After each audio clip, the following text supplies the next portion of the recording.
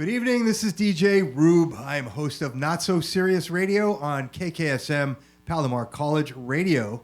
And we are coming at you tonight from the Pacific View Art Center in Encinitas for another Pacific View session. These are programs that are held by the city of Encinitas to promote live music and the scene here in the San Diego region. And tonight, we've got another band in place. And I want to welcome the Chunky Hustle Brass Band. I try hard to do right, but I keep on doing wrong. Let me do my thing. Let me do my thing. Oh, let me do my thing. Let me do my thing.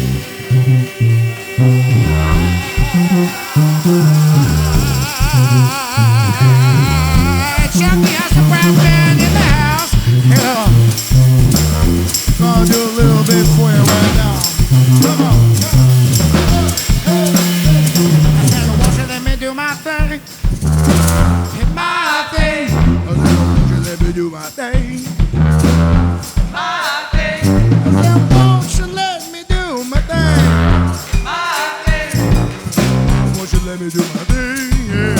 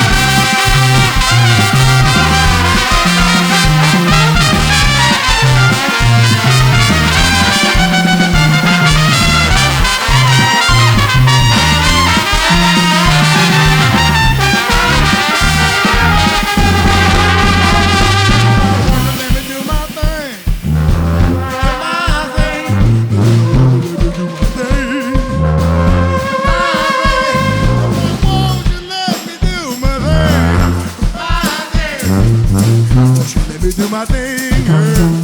My thing.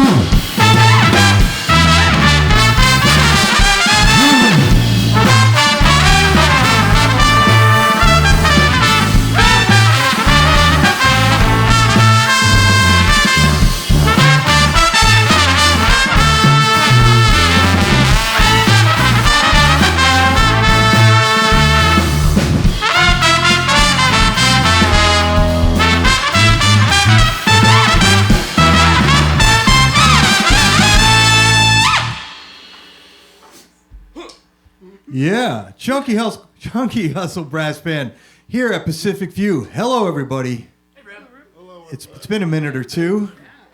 Before we get too deep into it, how about a round of introductions for the band? Sure.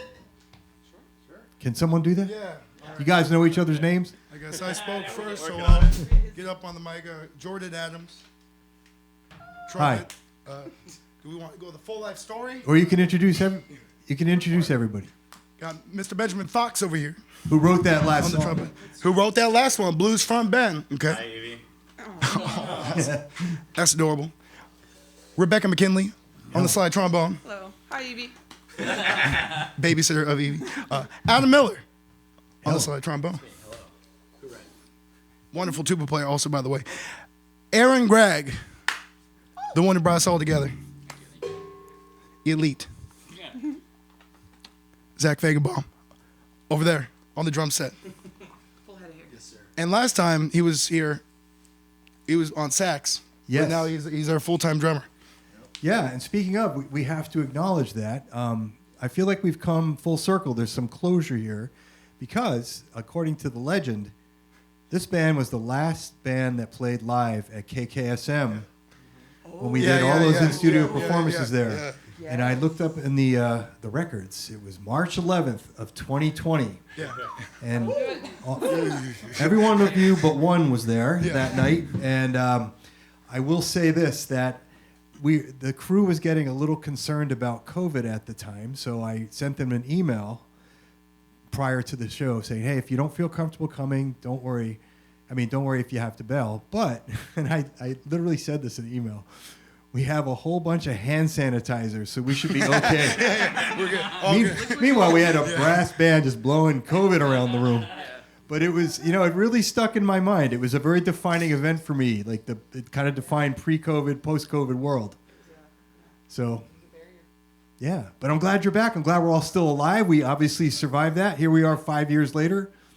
And so happy to see you all. And I know I'm speaking for all of us. We really appreciate you putting us on like that, with all the different amazing groups that you have coming on the radio station, on the show. We just felt honored that you would go ahead and platform us when we were still pretty early on within our days. And even now, we feel the same sort of reverence for that. Even though it's been 5 years later, So how about a little history of the band, please? Got started, 2018? Yeah, 2017, 2018. Yeah. Come on up, sousaphone. Be a pro, Aaron. The band was gathered in response to play protest movements. I think the Women's Parade maybe was one of the first ones that we did, the Women's March. And we've sort of been galvanized by a few different things. But at a certain point, it was, wow, this protest band is actually pretty good. We should all keep playing together. And we're all good friends. And so it felt really good to do. And here we are many, many years later and still having super fun. Yeah. Yeah, and the core group of members is all pretty much the same. Yeah. We've Few had people that I know. a little shuffle. Yeah, our old sax player, Zach, is now our drummer, killing it. We also have our newest addition, Adam Miller on trombone. Hello, Adam. Fresh blood. You're doing fine. Thanks. I appreciate it. He first came in as a tuba sub for me and killed it, and it's good to have that on lock. I appreciate it. Thank you, Adam. Yeah, it's always good to have a deep bench. Exactly. As funny going into like kind of more the chunky lore. One of the other things we've had a couple of new beginnings along the way, especially during COVID.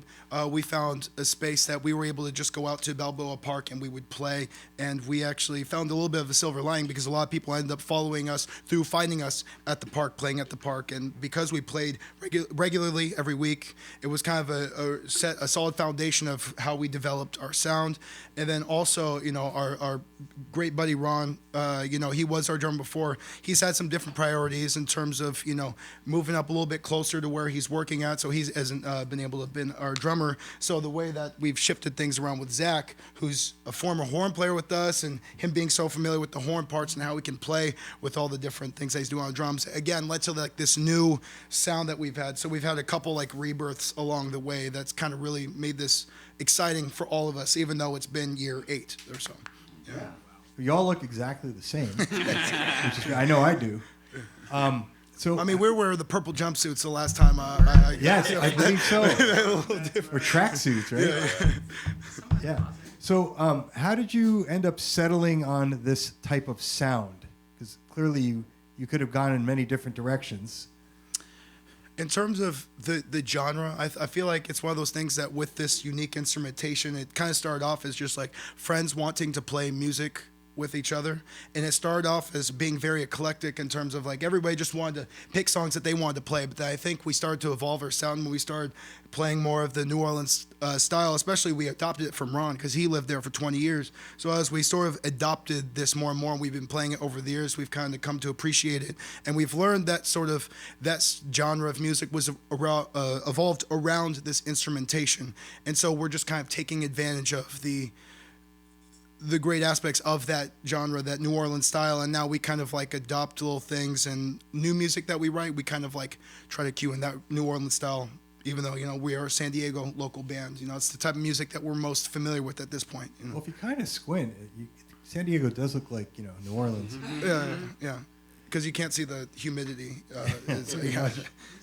But you put your own spin on it, of course, And that's what I appreciate. And I do appreciate the instrumentation and the arrangements and the fact that you're all just so into it and friends. I mean, that's even better. It's just that friendship piece really shines in the music. You can just tell you're having such a good time together. What more could we talk about? Are there others in the band? Do you play with a larger group sometimes? I think we've kind of really...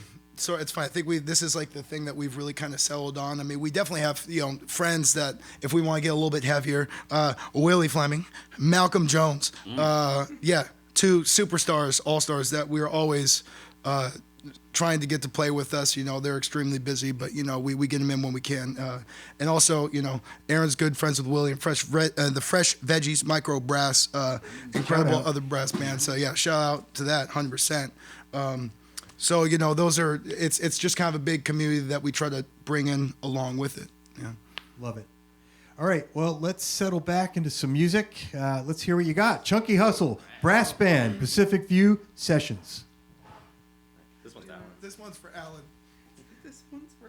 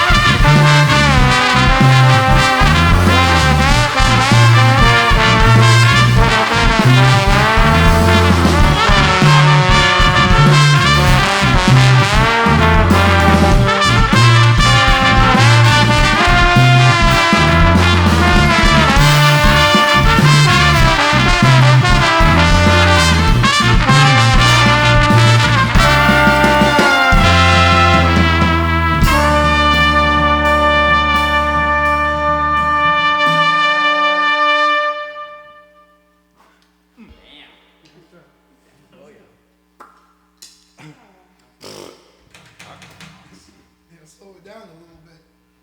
Temporarily. We good?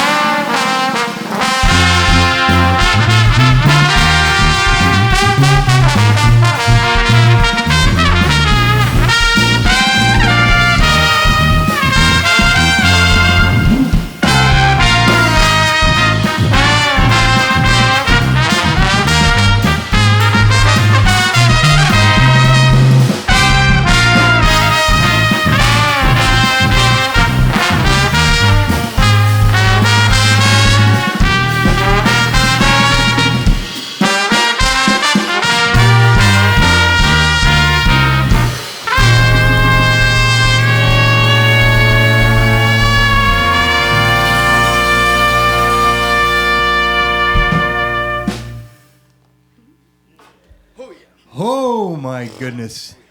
Well, that was a reinvention of that song. Yep. I love it. Yeah. Who arranged that one? We have Jordan today. Jordan. From the mind, Jordan Adams. Nice. I love it. Have you sent it to Paul Simon? Just to make sure this doesn't go to him. You know what I'm saying? Very transformative, I would say.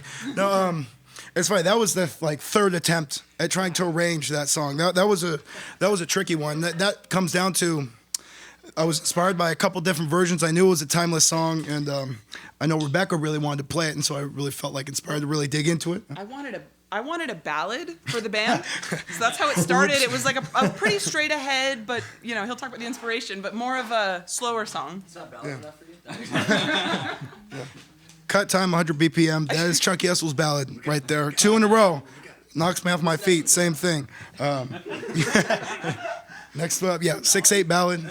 Sorry, you're talking about what inspired you on that song? Yeah. Okay. Thank you, Rebecca. It was Rope it in. Well, it's cool. I like how we go back. Yeah, it was mostly based off of the Aretha Franklin version that was out there that I've really grown to love, and again, it was one of those things that there are some really special things they can do on that record because of that instrumentation. And so rather than try to really go for that same classic soul instrumentation that they had, I really tried to make it kind of the New Orleans style and fit with those types of rhythms, some of the little bits of language that I'll throw on in there to really kind of bring it home to New Orleans and that style. And so it's something that just works really well, and the band picked it up really quickly. So, yeah. Fast learners. And it works for me. Thanks, buddy. And Congrats. I'm happy with where it ended up. We have other ballads. Yes. So I don't know. Ballad. Okay, I'll give it to you. All right. So Knox starts slow. let's say someone sees this video and is inspired to go see you play live. Let's talk about where you have some things happening. Well, we finally have a residency at one of the first places that we've been playing at 7 Grand. We finally have the third Friday of every month. We've been working at that for a while, and we're really glad to be there. And we're really happy with everybody coming out to 7 Grand. And whether or not you're just showing up by happenstance or whether you follow us, it's really a great time over there at 7 Grand every time we go over there and play. And then also we Is that an indefinite residency? Until they kick us out. Yeah. indefinite. Standing. Thanks, Stand- Peter. all right, standing is better. Thanks, Peter. Love you, buddy.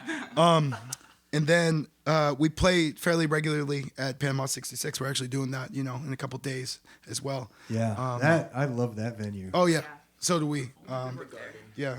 And they're also another venue that's super gracious to us, and very warm smiles every time. They're like, "Hey, it's Joggy," us. It just they make us feel like we're at home, and it's a lot of fun to play there. Can't beat the setting. Yeah, but Aaron's the one who actually books the gigs. He's the one who actually runs the Instagram. So Aaron, please, could you? I don't run the Instagram. I'll give one more shout out, which is we've been trying to take the band in some other exciting places. With its instrumentation, we can really do a lot of interesting things. Bringing music where it's maybe not expected, because we can all play acoustic, is a big plus for us. We've done a little collaborating with this group of puppeteers, Animal Cracker Conspiracy, and we recently played a festival with the La Jolla Playhouse, the Wow Fest, putting on what they called the Odyssey, where we were all in fishy costumes with giant puppets. And they made those costumes for you. They made custom costumes for us. Crazy. So getting to do some of those has been very exciting for the band.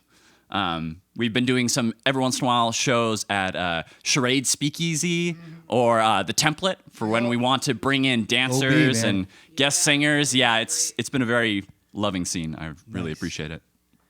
All right. Well, maybe you got a few more songs for us to close it out? That we do. All right. Chunky Hustle Brass Band right here at Pacific View Art Center. This next one gets spooky.